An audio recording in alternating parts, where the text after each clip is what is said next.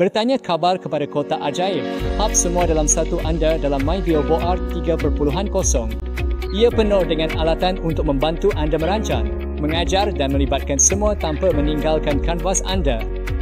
Mulakan dengan membuka kotak ajaib. Anda akan menemuinya dalam bar alat utama.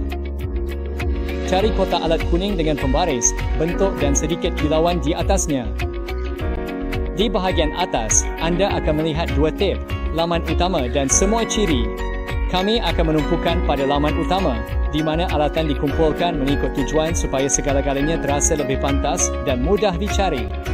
Mulakan dengan sediakan pelajaran dengan sihir.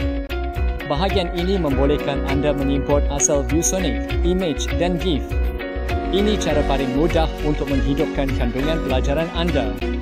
Seterusnya ialah memperkasakan bilik darjah inklusif.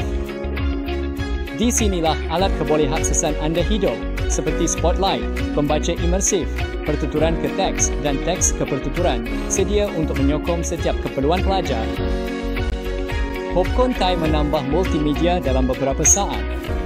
Cari di YouTube, import image dan tarik perhatian kelas anda dengan kandungan visual yang kaya. Perlu menggambarkan konsep. Pergi ke alat. Bahagian ini termasuk dadu, kad imbas, jam, pembaris, bentuk 3D, grade matematik dan banyak lagi. Cuma klik atau seret dan lepaskan di mana-mana pada kanvas.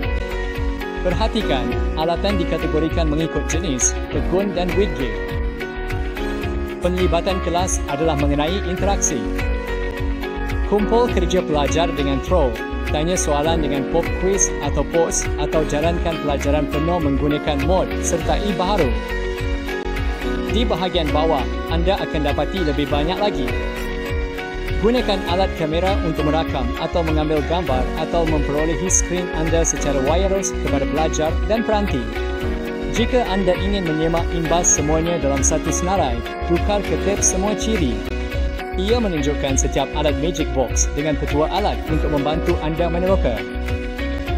Setiap alat yang anda tambahkan dipaparkan terus pada kanvas anda. Cuba campurkannya, seperti menggabungkan kad imbas dengan klip YouTube atau menambah image dan protractor untuk menerangkan gambar raja. Semuanya terpulang kepada anda, skim lawatan anda ke Magic Box.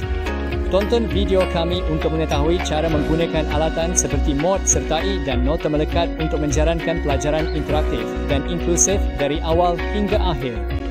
Selain itu, belajar cara membahagikan kanvas, melancarkan tinjauan pendapat dan memastikan pelajar terlibat.